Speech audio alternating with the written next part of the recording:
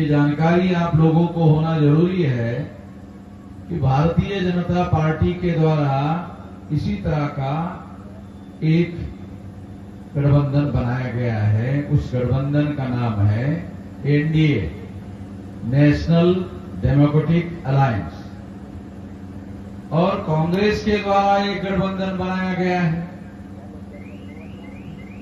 और वो गठबंधन भी इस देश में बनाया गया है इंडिया गठबंधन। एक एनडीए गठबंधन है और एक इंडिया गठबंधन है, और ये दोनों गठबंधन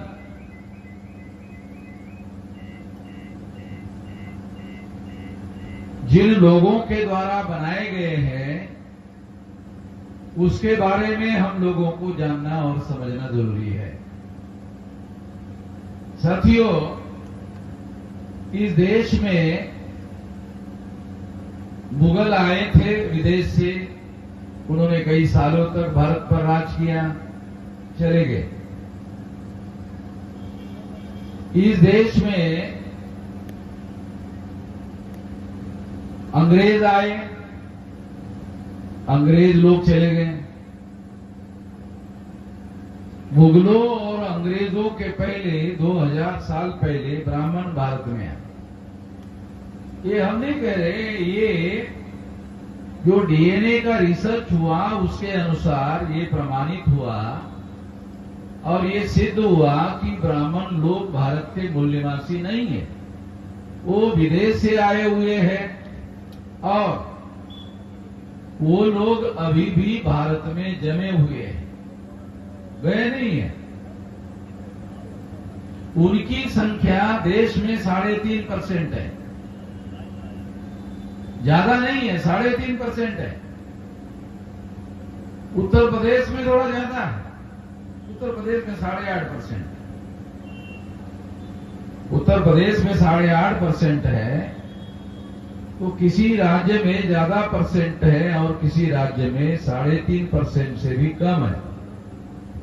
अगर आप साउथ में जाओ, केरला में जाओ, तो 0.5%, 1% मिलेगा, 2% मिलेगा, 1.5% मिलेगा।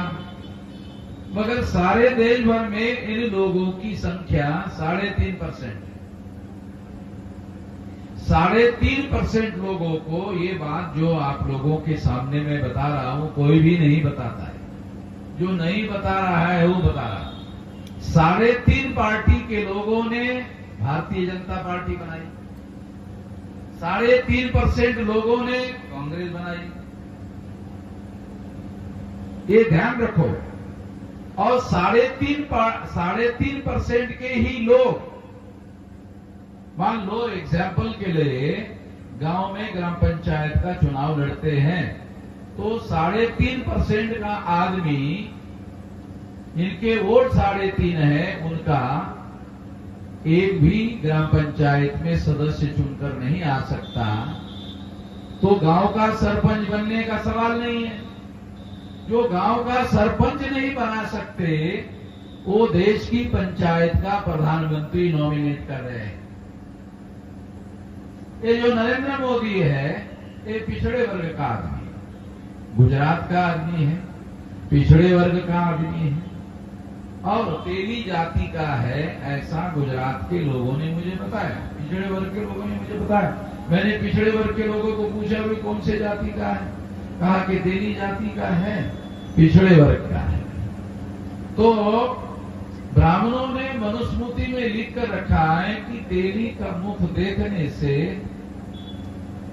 ब्राह्मणों का पूरा दिन खराब हो जाता है और शाम के समय में नहाना पड़ता है। अगर शाम के समय में नहीं नहाया तो उसका बहुत ज्यादा खराबी हो जाए, ऐसा ब्राह्मणों का मानना है। अब ब्राह्मणों ने क्या किया, उसी को प्रधानमंत्री का कैंडिडेट बनाया, उसी को प्रधानमंत्री बनाया जिसका मुख नहीं देखना चाहिए बोल रहे, वो 24 घंटे सारे उसी का मुख देख रहे, 24 घंटे उसी का मुख देख रहे, मगर नहा रहे कि नहीं नहा रहे इसका कोई साला खबर ही नहीं आ रही। नहा रहे कि नहीं नहा रहे उसकी कोई खबर नहीं है, कोई जानकारी नहीं है। तो ये जो लोग हैं, ये लोग हमारे लोगों को वर्गलाने का काम कर रहे हैं और हमारे में से ही एक पिछड़े वर्ग के आदमी को, क्योंकि ब्राह्मणों को मालूम है 3.5% लोगों के वोटों के आधार पर ग्राम पंचायत का सरपंच नहीं बनाया जा सकता, तो देश की पंचायत का प्रधानमंत्री कैसे बनाएंगे, उनको मालूम है। इसलिए जिनकी संख्या 52% है ओबीसी की, उसका आदमी देश का प्रधानमंत्री बनाने के लिए कैंडिडेट बनाया था आज से 10 साल पहले। तो जो आदमी 2014 में प्रधानमंत्री बना, पिछड़े वर्ग का है, प्रधानमंत्री बना, मगर उसने पिछड़े वर्ग के लोगों की आज तक गिनती नहीं की। मोदी को पूछो भाई देश में कुत्ते कितने हैं, कहा इसकी संख्या हमारे सरकार के पास है। क्यों? कहा गिनती की है। अच्छा, उसमें वो काटने वाले कुत्ते कितने का था, उसकी भी संख्या हमारे सरकार के पास है। अच्छा, सज्जन वाले कुत्ते कितने हैं? आप लोग सोचते होंगे सर पहली बार ही सुन रहे कि कुत्ते भी सज्जन होते हैं। कुत्ते भी सज्जन होते हैं, क्योंकि जो कुत्ता आपके ऊपर भौंकता है उसको सज्जन नहीं कहा जा सकता। जो कुत्ता आपको काटता है उसको सज्जन नहीं कहा जाता।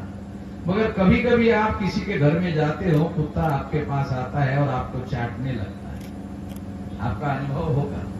फिर आप भी उसके सर के ऊपर से हाथ घुमाते हैं, फिर भी वो कुछ नहीं करता है, तब अब आए सज्जन कुत्ता। तो कुत्ते भी सज्जन होते हैं, कुत्ते भी सज्जन होते हैं। तो हम लोगों को ये ध्यान रखना बहुत ज्यादा जरूरी है कि इस देश में नरेंद्र मोदी के द्वारा सभी प्रकार के कुत्तों की गिनती की गई है, जानवरों की गिनती की गई है, देसी जानवरों की गिनती की गई है, जंगली जानवरों की गिनती की गई है। यानी जानवरों के लोगों की संख्या उनके पास है, मगर हम इंसानों की संख्या उनके पास नहीं है। आप लोगों को लगता होगा अरे ये जानवरों को ज्यादा महत्व देते हैं मगर इंसानों को ज्यादा महत्व नहीं देते हैं। क्यों नहीं देते? क्योंकि अगर आपकी संख्या ज्यादा हो तो लोग संख्या के अनुपात में अधिकार मांगना शुरू करते हैं। गलत नहीं है। अरे भाई लोकतंत्र है। पहले क्या होता था, ब्राह्मण के घर में पैदा होने मात्र से ऊंचा हो जाता था, सबसे ऊंचा हो जाता था, बड़ा हो जाता था। मगर ये व्यवस्था 26 जनवरी 1950 को संविधान लागू करके बदल दी गई है। अब कोई भी आदमी जन्म से बड़ा नहीं माना जाएगा। कोई भी व्यक्ति केवल जन्म लेने मात्र से बड़ा नहीं माना जाएगा। जिसका गुण और कर्म अच्छा हो उसको बड़ा माना जाएगा। वो गुण और कर्म अच्छा होने के लिए शिक्षा होना जरूरी है। इन लोगों ने मनुस्मृति में जो ब्राह्मणों के द्वारा लिखी गई है, हम तमाम लोगों को शिक्षा के अधिकार से वंचित कर दिया। आप लोगों को ये बात समझना बहुत जरूरी है। शिक्षा के अधिकार से वंचित कर दिया। आप लोगों ने कभी सुना कुत्ते स्कूल में जाते, जानवर स्कूल में जाते? कभी सुना? नहीं सुना? जाते ही नहीं तो कैसे सुनेंगे? कुत्ते और जानवर स्कूलों में नहीं जाते। स्कूलों के निर्माण का काम ये कुत्ते और जानवरों के लिए नहीं हुआ है, इंसानों के लिए स्कूल खोले गए हैं। जानवरों को स्कूलों में नहीं भेजा जाता है क्योंकि जानवरों की पढ़ाई नहीं होती है, इंसानों की पढ़ाई होती है। जानवरों की पढ़ाई नहीं होती है, इंसानों की पढ़ाई होती है। और जानवरों में विवेक बुद्धि नहीं होती है, जानवरों में सहज बुद्धि होती है। विवेक बुद्धि का विकास किया जा सकता है, पढ़ाई लिखाई से विवेक बुद्धि का विकास किया जा सकता है। विवेक बुद्धि किसको कहते हैं? जो गलत को गलत कहे, सही को सही कहे उसको विवेक बुद्धि कहते हैं। तो मनुष्य की जो विवेक बुद्धि है उसकी वजह से उसकी पढ़ाई लिखाई होती है और पढ़े लिखे लोग हैं। तो पढ़े लिखे लोगों की इस देश में गिनती नहीं की जा रही है, अनपढ़ लोगों की गिनती नहीं की जा रही है। क्यों? क्योंकि हम ऐसा मानते हैं कि इंसानों को उसके हक और अधिकार मिलने चाहिए। जो ब्राह्मणों की व्यवस्था थी, उस ब्राह्मणों की व्यवस्था में हम लोगों को कोई हक और अधिकार नहीं माने जाते थे। क्या आप लोगों को पता है वर्ण व्यवस्था में ब्राह्मण का अधिकार था, वर्ण व्यवस्था में क्षत्रिय का अधिकार था, वर्ण व्यवस्था में वैश्य का अधिकार था, वर्ण व्यवस्था में शूद्र का अधिकार नहीं था। ये शूद्र वर्ण जो है कौन है? ये पिछड़े वर्ग के लोग ही, महात्मा ज्योतिराव फुले कहते हैं पिछड़े वर्ग के लोग ही शूद्र हैं। शेड्यूल कास्ट के लोग शूद्र नहीं है, शेड्यूल कास्ट के लोग तो अछूत है। ये भी हमारे पढ़े लिखे लोगों को समझ में नहीं आता कि शूद्र में और अछूत में क्या फर्क है। शूद्र जो है वो ब्राह्मण लोग उसको छू सकते हैं, जो शेड्यूल कास्ट के लोग हैं उसको वो छूते नहीं है, उसके घर का खाना नहीं खाते, पानी नहीं पीते। तो इस तरह से अगर सभी लोगों को वो अछूत घोषित कर देते, खाते किसके घर में? यजमान जजमान वाला सिद्धांत कैसे लागू हो जाता? इसीलिए उन लोगों ने ये सारा का सारा जो सिस्टम उन्होंने बनाया, सारा का सारा व्यवस्था उन्होंने बनाया, इस वर्ण व्यवस्था में जो चौथा वर्ण शूद्र है, जो आज पिछड़ा वर्ग माना जाता है, उसको अधिकार वंचित कर दिया। उसके बाद शेड्यूल कास्ट है, उसको भी अधिकार वंचित कर दिया था। जो आदिवासी है उसको भी अधिकार वंचित किया गया था। 26 जनवरी 1950 को संविधान लागू हुआ और संविधान ने ये घोषित किया सारे इंसान बराबर है, कोई ऊंचा नहीं है, कोई नीचा नहीं है, सारे इंसान बराबर है और सारे इंसानों को बराबरी का अधिकार है। इसलिए सभी लोगों को जिसकी उम्र 21 साल है उनको वोट का अधिकार बहाल किया गया। वो आज यहां चाहे पढ़ा लिखा हो चाहे अनपढ़ हो, उसको वोट का अधिकार मिला। जब राउंड टेबल कॉन्फ्रेंस में बाबा साहब अम्बेडकर गए तो गांधी जी और कांग्रेस के लोग भी गए थे।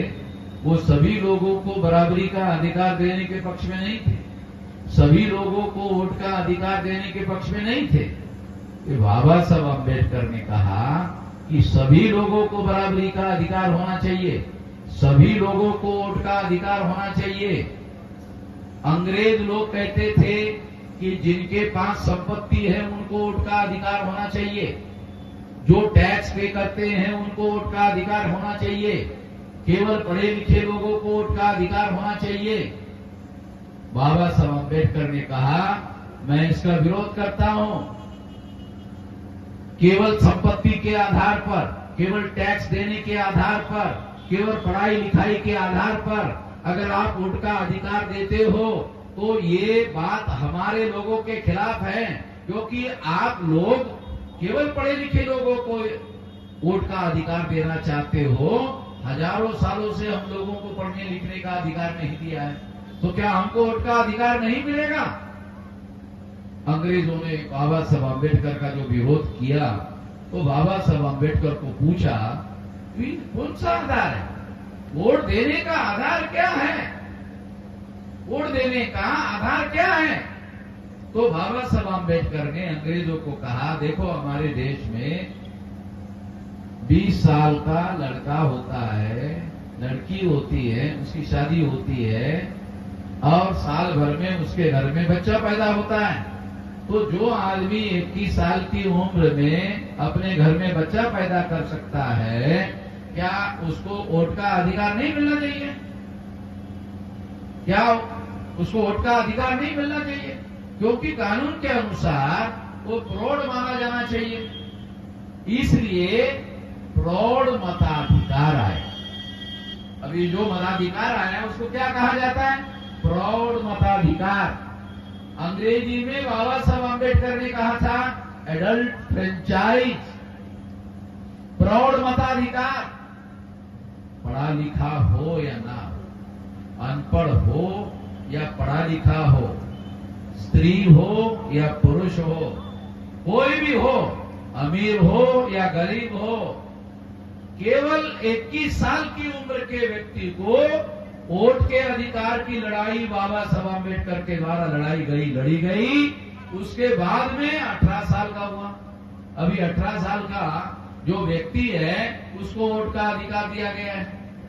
वो इस तरह से ये एडल्ट फ्रेंचाइज, प्रौढ़ मताधिकार, ये अधिकार जिसकी लड़ाई हमारे महापुरुषों ने लड़ी,